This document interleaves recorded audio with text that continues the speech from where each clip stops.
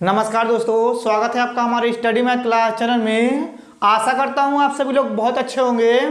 आज हम आपको इस वीडियो में बताएंगे कक्षा 12 गणित बोर्ड परीक्षा 2025। देखिए दोस्तों, आज हम आपको इस वीडियो में 8 नंबर वाले 3 प्रश्न को हल करके बताएंगे जो आपके बोर्ड में बहुत ज़्यादा 24 नंबर का पूछा गया है। और देखिए दोस्तों, ये आपका पार्ट 4 है। इसमें फिर से हम आपको 8 नंबर वाले 3 प्रश्न को हल करके बताएंगे। अब देखिए दोस्तों, ये जो पहला नंबर प्रश्न उतारे हुए हैं, अब चलिए सबसे पहले इसको पढ़ते हैं। पढ़ने के बाद क्या करेंगे, इसको हल करके हम आपको बताएंगे। देखिए यहाँ पर लिखा हुआ है, सिद्ध कीजिए कि समाकलन इसका लिमिट जो है पाई से 0, ऊपर लिखा हुआ है x 10x, फिर बटे में लिखा है सेक x प्लस 10x dx बराबर पाई बटा 2, फिर कोष्टक में पाई माइनस 2। यानी कि हमें क्या करना है दोस्तों, ये जो लेफ्ट हैंड साइड है इसको लेकर चलना है, और देखिए जो राइट हैंड साइड है इसको लेकर आना है। अब देखिए दोस्तों, सबसे पहले यहाँ पे लिखेंगे हल। ठीक, अब देखिए यहाँ पे हल लिखने के बाद ये जो लेफ्ट हैंड साइड है इसको हम क्या करेंगे, आई बराबर मान करके उतारेंगे। तो यहाँ पे लिखेंगे माना। देखिए लिख रहे हैं माना, यहाँ पे हो जाएगा आई बराबर समाकलन इसका लिमिट हो जाएगा पाई से 0, ऊपर हो जाएगा x, और यहाँ पे लिखेंगे 10x, फिर यहाँ पे बटा लगा देंगे, और यहाँ पे बटे में हो जाएगा सेक x प्लस 10x, और यहाँ पे हो जाएगा dx। ठीक, अब देखिए इसको उतार करके इसको हम लोग समीकरण नंबर 1 मान लेंगे।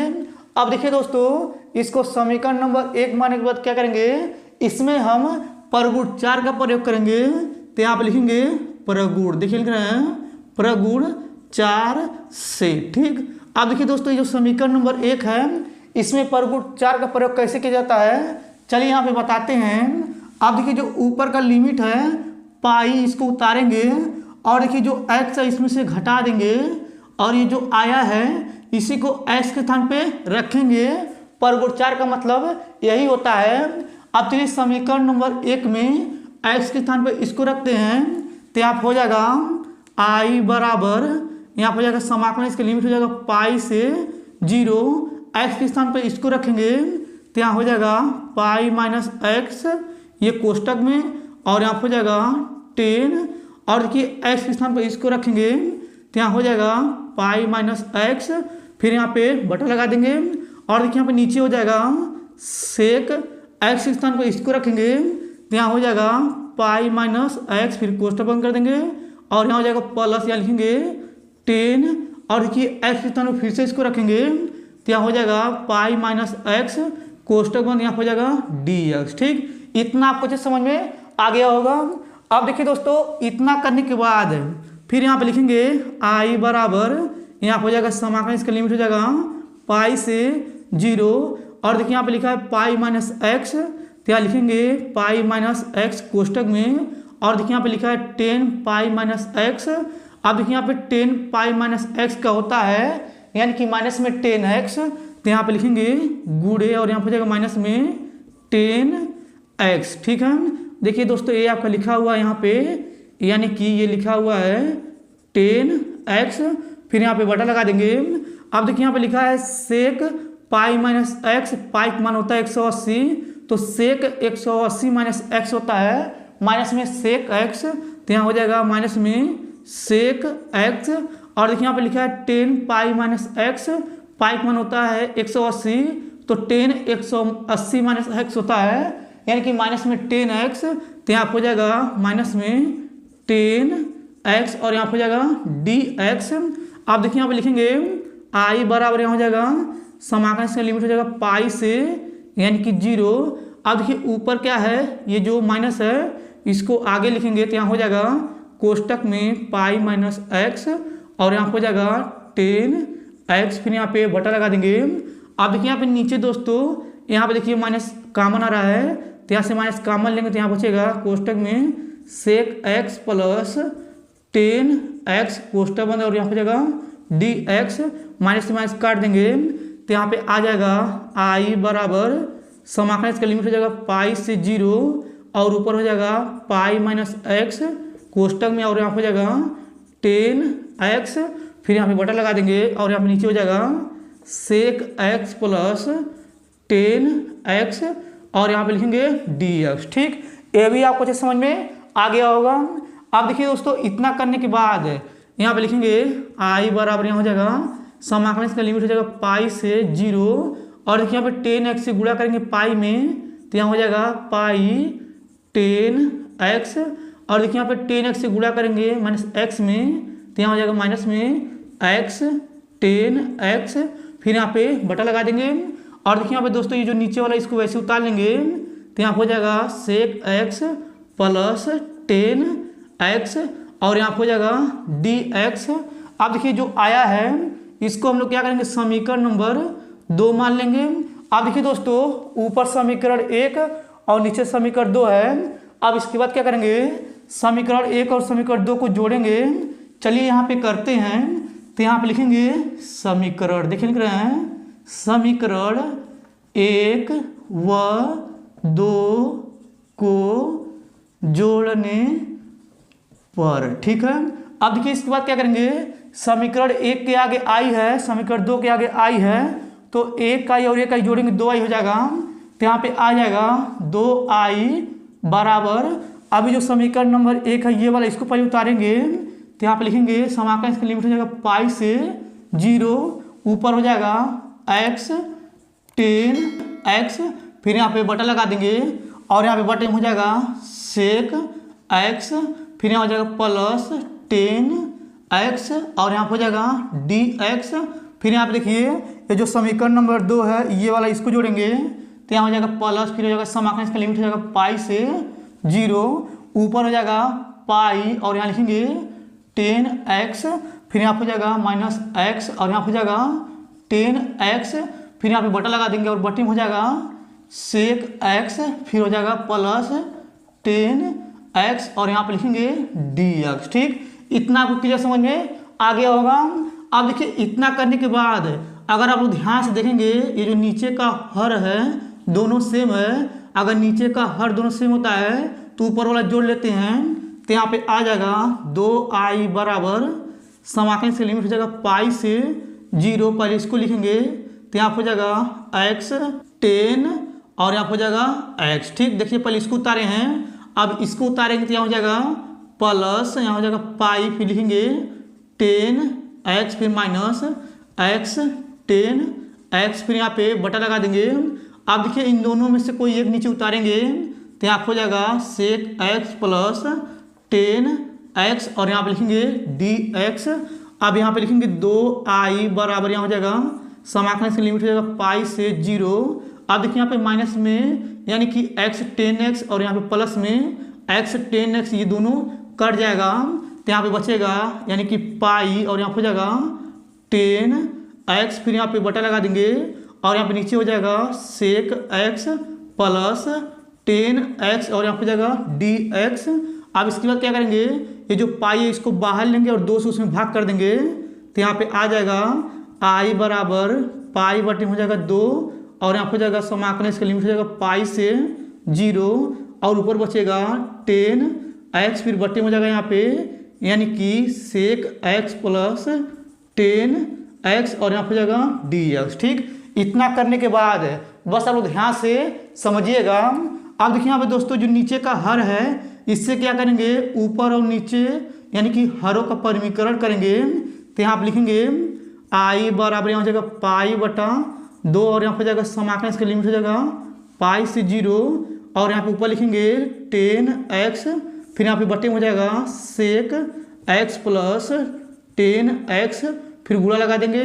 अब देखिए हरों का परिमीकरण करेंगे तो यहाँ प्लस है तो माइनस का चिन्ह लगा कर करेंगे तो यहाँ हो जाएगा सेक x माइनस 10x, फिर यहाँ पे बटा लगा देंगे, यहाँ हो जाएगा नीचे सेक x माइनस 10x और यहाँ हो जाएगा dx। ठीक, ये भी आपको समझ में आ गया होगा।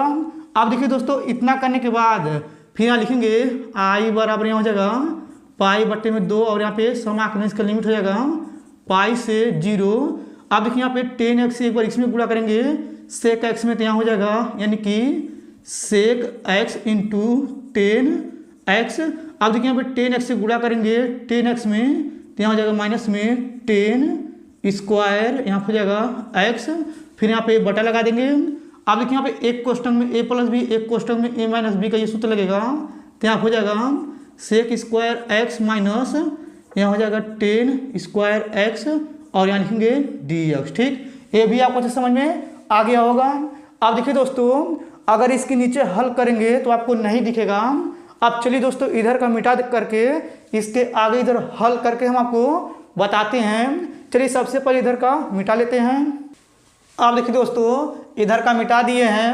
अब चलिए इसके आगे इधर हल करके हम आपको बताते हैं। देखिए यहाँ पे लिखा i बराबर पाई बटा 2, तो यहाँ पे लिखेंगे i बराबर पाई बटे हो जाएगा 2 और यहाँ पे हो जाएगा समाकलन, इसका लिमिट हो जाएगा पाई से 0। और देखिए यहाँ पे लिखा है यानी कि सेक x इंटू 10x, तो यहाँ पे लिखेंगे सेक x इंटू 10x और यहाँ पे हो जाएगा माइनस, फिर कोष्टक, और देखिए यहाँ पे लिखा है 10 स्क्वायर x, इसके स्थान पे रख सकते हैं यहाँ पे सेक स्क्वायर x, फिर हो जाएगा माइनस 1, फिर कोष्टक बंद कर देंगे। और देखिए यहाँ पे लिखा है sec square x minus 10 square x, इसका मान 1 होता है, तो यहाँ पे बटा लगा देंगे और यहाँ पे लिखेंगे 1 और यहाँ पे हो जाएगा dx। फिर यहाँ पे लिखेंगे i बराबर यहाँ पे हो जाएगा पाई बटे में 2 और यहाँ पे हो जाएगा समाकलन, इसका लिमिट हो जाएगा पाई से 0।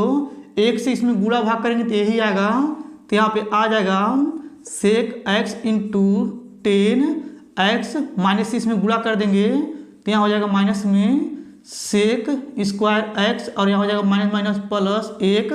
और देखिए यहाँ पे ये हो जाएगा कोष्टक, यहाँ लिखेंगे dx। अब देखिए इसके बाद क्या करेंगे, ये जो समाकलन है इन यानी कि तीनों के साथ अलग अलग लगाएंगे, तो यहाँ पे हो जाएगा i बराबर पाई बटे में 2 और यहाँ पे देखिए यहाँ पे ये मझला कोष्टक बनाएंगे और यहाँ पे हो जाएगा यानी कि समाकलन आप लिखेंगे यानी कि इसका लिमिट पाई से 0 और यहाँ पे हो जाएगा सेक x इंटू 10x और यहाँ हो जाएगा dx। अब देखिए यहाँ हो जाएगा माइनस और यहाँ पे लिखेंगे समाकलन, इसका लिमिट हो जाएगा पाई से 0 और यहाँ पे लिखेंगे सेक स्क्वायर x dx, फिर यहाँ पे हो जाएगा प्लस और यहाँ पे हो जाएगा समाकलन, इसका लिमिट हो जाएगा पाई से 0 और यहाँ पे लिखेंगे 1 dx, फिर ये मझला कोष्टक बंद कर देंगे। ठीक, इतना आपको अच्छे समझ में आ गया होगा। अब देखिए दोस्तों, इतना करने के बाद यहाँ पे लिखेंगे i बराबर पाई बटे में 2 और यहाँ पे हो जाएगा यानी कि ये मझला कोष्टक। अब देखिए यहाँ पे सेक x इंटू 10x का समाकलन करेंगे तो यहाँ पे आ जाएगा यानी कि सेक x और यहाँ पे बड़ा कोष्टक बना देंगे और देखिए यहाँ पे इसका जो लिमिट है पाई से 0, इसको लिख लेंगे, फिर यहाँ पे जाएगा माइनस और देखिए यहाँ पे सेक स्क्वायर x dx सापेक्ष समाकलन करेंगे सेक स्क्वायर x को, तो यहाँ हो जाएगा बड़ा कोष्टक यहाँ पे लिखेंगे यानी कि 10x, फिर ये बड़ा कोष्टक बंद कर देंगे, इसका लिमिट हो जाएगा पाई से 0 और यहाँ हो जाएगा प्लस 1 का समाकलन करेंगे ds के सापेक्ष, तो यहाँ हो जाएगा x, फिर ये बड़ा कोष्टक बंद कर देंगे, इसका लिमिट हो जाएगा पाई से 0, फिर यहाँ पे ये मझला कोष्टक बंद हो जाएगा। ठीक, इतना आपको अच्छे समझ में आ गया होगा। अब देखिए दोस्तों, इतना करने के बाद यहाँ पे लिखेंगे i बराबर पाई बटे में 2 और यहाँ हो जाएगा ये मझला कोष्टक। अब देखिए एक बार अपर लिमिट जहाँ पे x रहेगा उसके स्थान पे पाई रखेंगे, माइनस लोअर लिमिट जहाँ पे x रहेगा उसके स्थान पे 0 रखेंगे।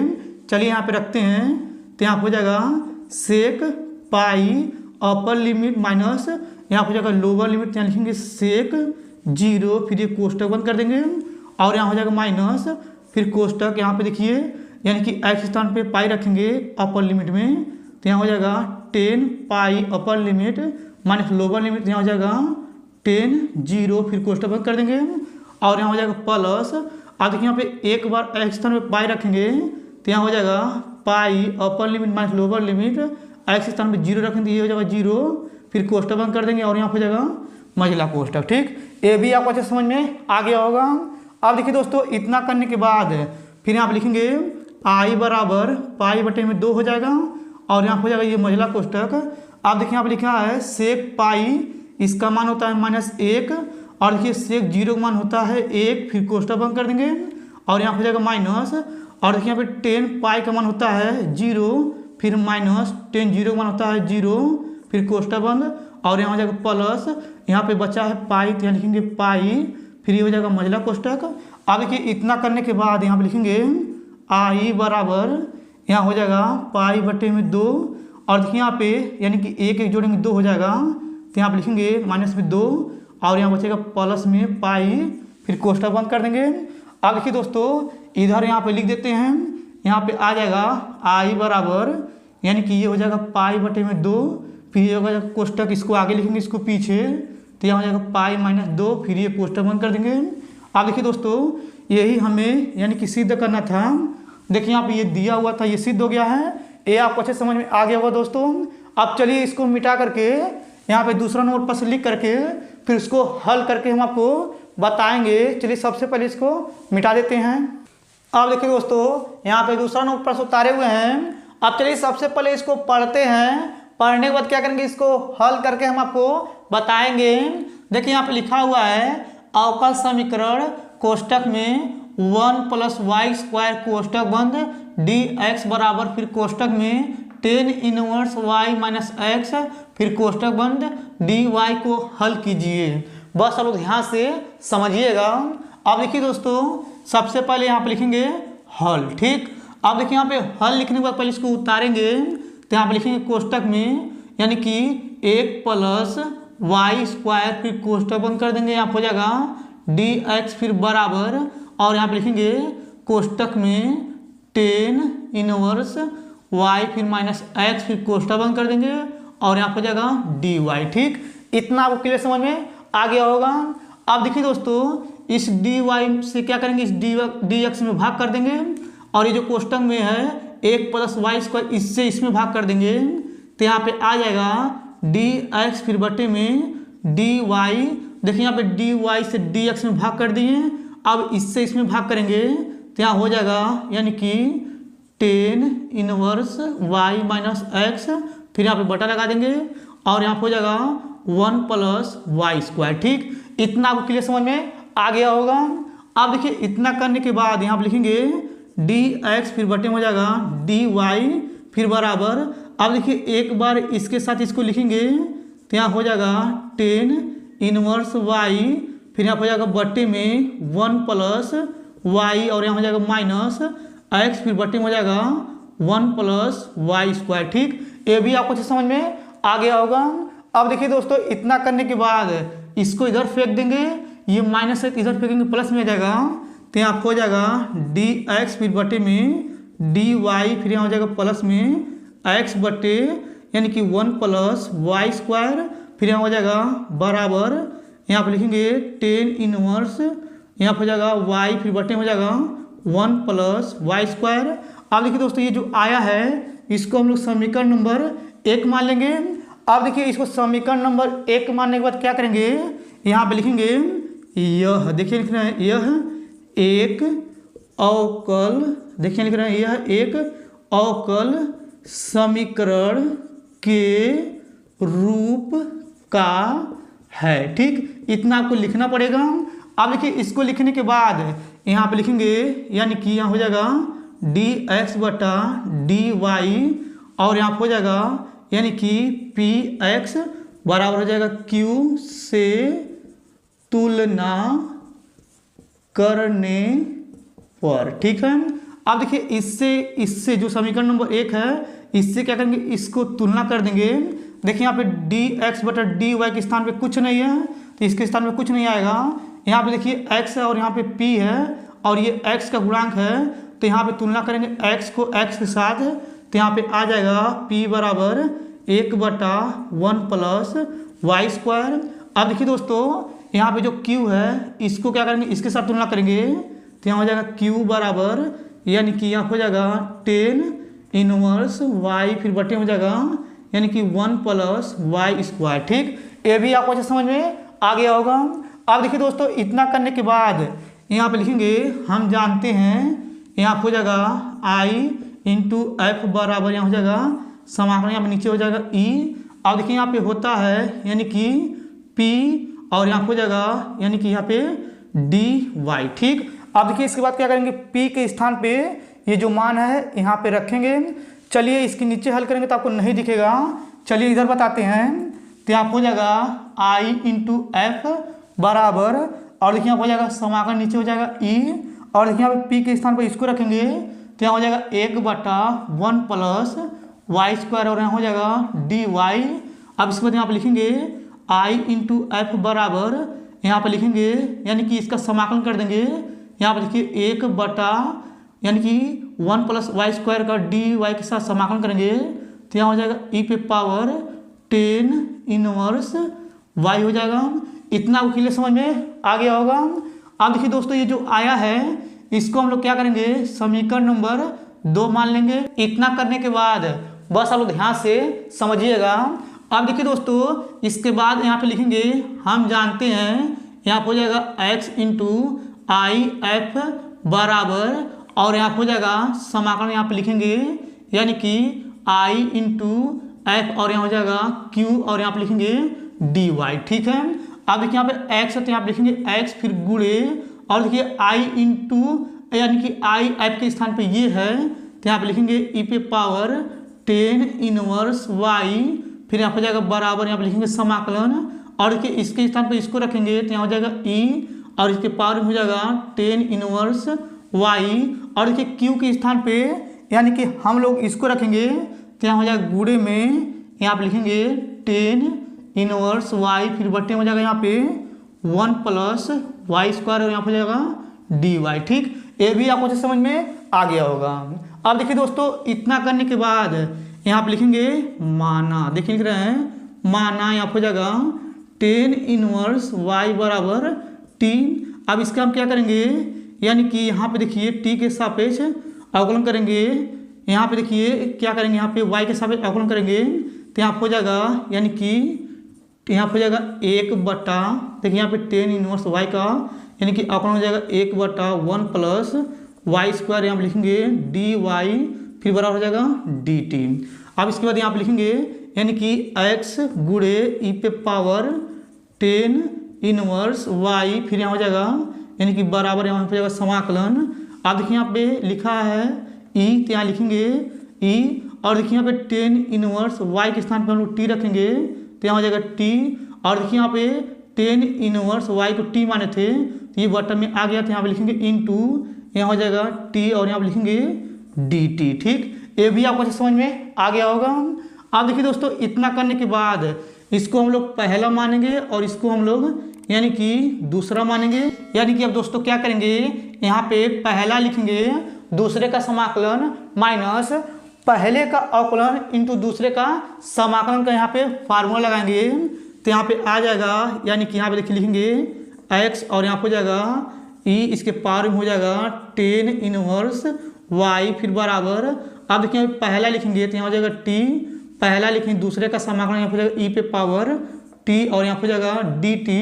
देखिए यहाँ पे पहला लिखेंगे, दूसरे का समाकलन, फिर माइनस यहाँ पे लिखेंगे पहले का अवकलन यहाँ हो जाएगा dy, यहाँ पे लिखेंगे dt, पहले का अवकलन हो जाएगा t, और इंटू यहाँ पे हो जाएगा दूसरे का समाकलन, यहाँ पे लिखेंगे e पे पावर t, और यहाँ पे हो जाएगा dt, फिर ये कोष्टक बंद कर देंगे और यहाँ पे हो जाएगा dt। ठीक, ये आपको क्लियर समझ में आ गया होगा। आप देखिए दोस्तों यहाँ पे लिखेंगे x, और यहाँ पे हो जाएगा e पे पावर यानी कि 10 इनवर्स y, फिर बराबर।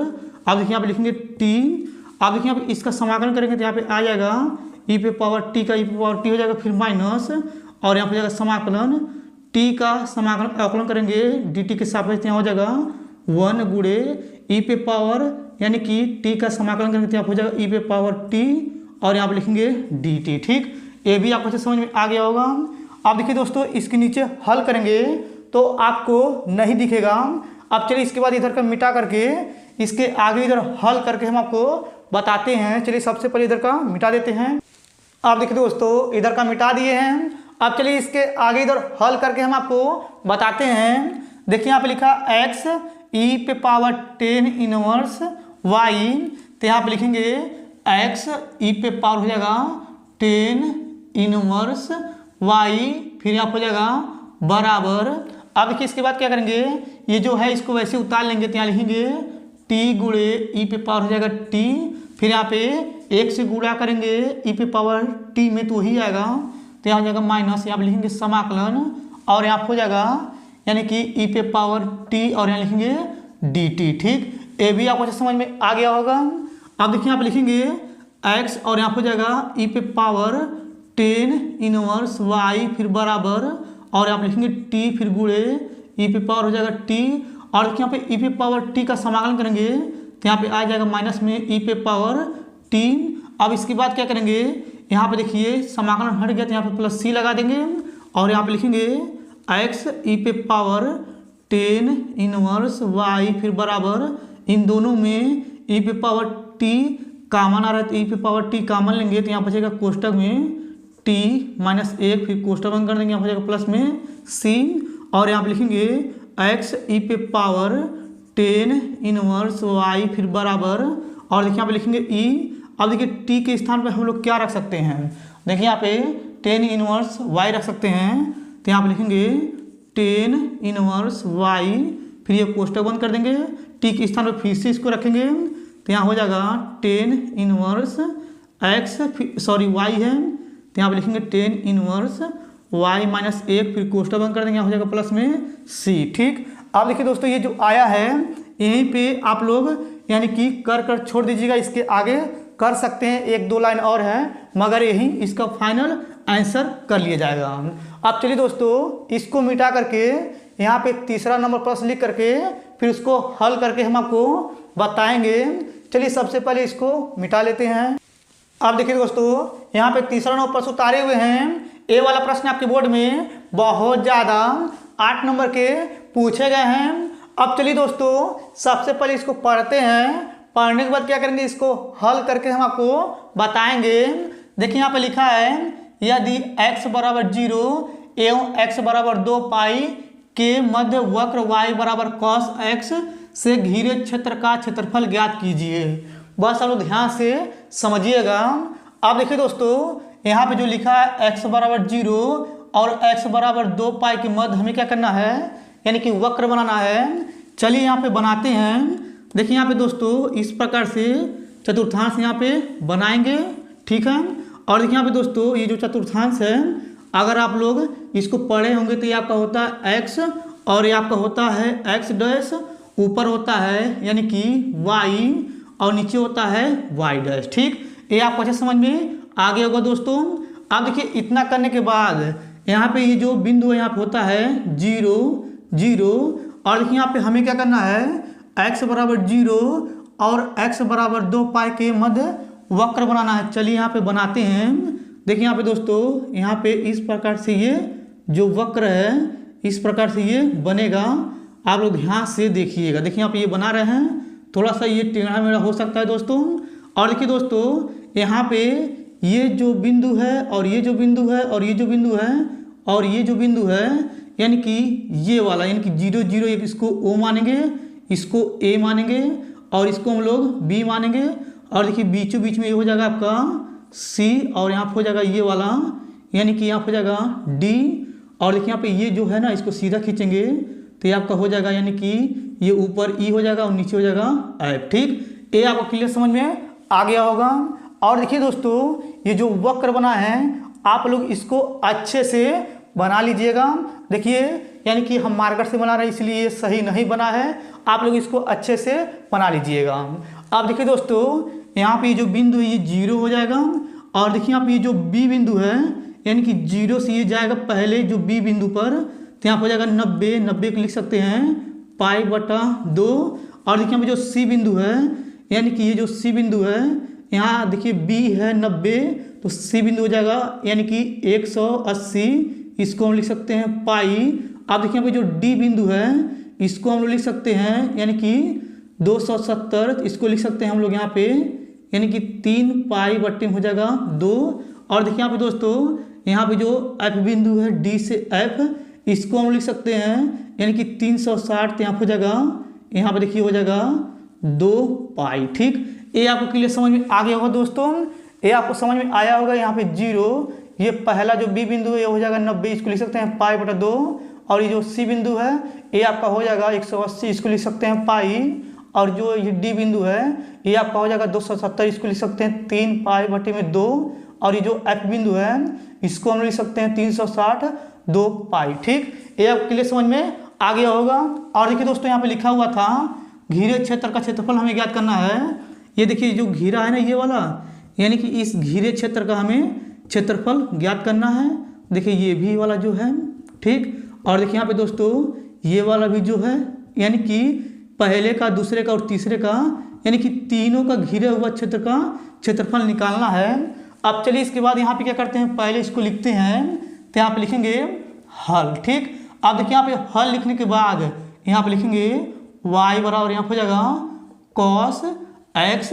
और देखिए यहाँ पे लिखा हुआ है घिरे क्षेत्र का क्षेत्रफल क्या करना है, तो यहाँ पे लिखेंगे घिरे, देखिए लिख रहे हैं घिरे क्षेत्र का क्षेत्रफल, ठीक है। देखिए लिख रहे हैं यानी कि घिरे क्षेत्र का क्षेत्रफल बराबर। अब देखिए दोस्तों यहाँ पे जो OAB है, ये x पे जो ग्राफ है ये ऊपर की तरफ गया है, तो यहाँ पे हो जाएगा, यानी कि यहाँ पे समाकलन बनाएंगे। ये जो ग्राफ है ऊपर की तरफ गया है यानी कि y की तरफ, तो यहाँ पे लिखेंगे y। और ये जो ग्राफ है x h पे बना है, तो यहाँ पे हो जाएगा dx। और देखिए इसका जो लिमिट हो जाएगा, यानी कि O और ये जो B है OB, O जो है यानी कि 0 बिंदु है, तो यहाँ हो जाएगा 0। और देखिए पे जो B बिंदु है π/2 है, तो यहाँ हो जाएगा π/2, ठीक। ये पहले का आपका लिमिट समझ में आ गया होगा। अब देखिए दोस्तों यहाँ पे जो है, यानी कि जो एक्स अक्ष पे ग्राफ जो है नीचे की तरफ गया है, यानी कि ये भी y है, मगर ये y है मगर नीचे की तरफ है, इसलिए ये माइनस में आएगा। तो यहाँ पे लिखेंगे माइनस, और यहाँ हो जाएगा समाकलन। और देखिए इसका जो लिमिट है, ये जो B बिंदु है और ये जो D बिंदु है, यानी कि ये दोनों बिंदु हो जाएगा, तो यहाँ हो जाएगा π/2, और यहाँ हो जाएगा 3π/2, और यहाँ हो जाएगा y। देखिए यहाँ पे नीचे की तरफ गया है ये माइनस में, तो माइनस लगाए हैं, और नीचे y होता है तो यहाँ लिखेंगे y। और ये जो ग्राफ एक्स एच पे बना है, तो यहाँ हो जाएगा dx। अब देखिए इसके बाद यहाँ पे जो d और f जो ये ग्राफ ऊपर की तरफ गया है, यानी कि y प्लस की तरफ, तो यहाँ लिखेंगे प्लस, और यहाँ पे जाएगा समाकलन। इसका लिमिट जो हो जाएगा d, और ये जो f है ये वाला हो जाएगा, तो यहाँ पे लिखेंगे 3π/2, और यहाँ हो जाएगा 2π। और ये जो ग्राफ है ऊपर की तरफ गया है, तो यहाँ हो जाएगा y एक्स एच पे बना है, तो यहाँ हो जाएगा dx। अब देखिए दोस्तों इतना करने के बाद बहुत सारे ध्यान से समझिएगा। अब देखिए दोस्तों यहाँ पे बराबर लगाएंगे। अब देखिए यहाँ पे y के स्थान पे हम लोग cos x रखेंगे, तो यहाँ हो जाएगा समाकलन। इसका लिमिट हो जाएगा π/2 से 0, और यहाँ हो जाएगा cos x, यहाँ लिखेंगे dx, फिर माइनस यहाँ हो जाएगा समाकलन। इसका लिमिट हो जाएगा 3π/2, और यहाँ हो जाएगा π/2। और देखिए y के स्थान पर इसको रखेंगे, तो यहाँ हो जाएगा cos x dx, ठीक। अब देखिए यहाँ पे प्लस से प्लस लगा देंगे, और यहाँ हो जाएगा समाकलन। इसका लिमिट हो जाएगा 2π, फिर बटे में हो जाएगा 3π/2। y के स्थान पर रखेंगे cos यानी कि x, तो यहाँ हो जाएगा cos x dx, ठीक। ये भी आपको अच्छे समझ में आ गया होगा। अब देखिए दोस्तों इतना करने के बाद यहाँ पे बराबर लगाएंगे। अब देखिए यहाँ पे cos x का dx के सापेक्ष समाकलन करेंगे, तो यहाँ हो जाएगा sin x, और यहाँ हो जाएगा ये बड़ा कोष्टक, इसका जो लिमिट है π/2 से 0, इसको लिख देंगे। और यहाँ हो जाएगा माइनस cos x का समाकलन करेंगे ds के सापेक्ष, तो यहाँ हो जाएगा sin x। और देखिए यहाँ पे हो जाएगा बड़ा कोष्टक, इसका जो लिमिट है 3π/2, और यहाँ हो जाएगा यानी कि π/2। और देखिए यहाँ हो जाएगा प्लस cos x का समाकलन करेंगे ds के सापेक्ष, तो यहाँ हो जाएगा sin x। और यहाँ हो जाएगा ये बड़ा कोष्टक, इसका जो लिमिट हो जाएगा 2π, फिर बटे हो जाएगा 3π/2, ठीक। इतना आपको क्लियर समझ में आ गया होगा। अब देखिए दोस्तों इतना करने के बाद यहाँ पे बराबर लगाएंगे। एक बार अपर लिमिट में यानी कि जहाँ x रहेगा उसके स्थान पे π/2 रखेंगे, तो यहाँ हो जाएगा यानी कि sin π/2 अपर लिमिट, फिर माइनस लोअर लिमिट, जहाँ पे x रहेगा उसके स्थान पे 0 रखेंगे, तो यहाँ हो जाएगा sin 0, फिर ये कोष्टक बंद कर देंगे, और यहाँ हो जाएगा माइनस, फिर ये हो जाएगा बड़ा कोष्टक। अब देखिए यहाँ पे लिखा है sin x, x के स्थान पे जो ऊपर वाला लिमिट है 3π/2, ये अपर लिमिट इसमें रखेंगे, तो यहाँ हो जाएगा sin 3π/2 अपर लिमिट, फिर माइनस लोअर लिमिट, तो यहाँ हो जाएगा sin π/2, फिर ये कोष्टक बंद कर देंगे। और देखिए यहाँ पे प्लस लगा देंगे और यहाँ हो जाएगा बड़ा कोष्टक। अब देखिए यहाँ पे साइन एक्स अपर लिमिट, तो यहाँ हो जाएगा साइन यानी कि अपर लिमिट एक्स के स्थान पे 2 पाई रखेंगे, 2 पाई फिर माइनस लोअर लिमिट हो जाएगा यानी कि साइन 3 पाई बटे में 2 और ये हो जाएगा बड़ा कोष्टक 1। ठीक, इतना आपको अच्छे समझ में आ गया होगा। अब देखिए दोस्तों, इतना करने के बाद यहाँ पे बराबर लगाएंगे। बराबर लगाने के बाद इस प्रकार से ये देखिए कोष्टक बनाएंगे। साइन पाई बटा 2 का मान होता है यानी कि यहाँ हो जाएगा 1 और यहाँ देखिए साइन 0 का मान होता है 0, तो यहाँ हो जाएगा 0 फिर कोष्टक बंद कर देंगे और यहाँ हो जाएगा माइनस फिर कोष्टक। साइन 3 पाई बटे 2 का मान होता है -1, साइन पाई बटे 2 का मान होता है माइनस यानी कि 1 होता है, यहाँ पे माइनस माइनस लगा देंगे।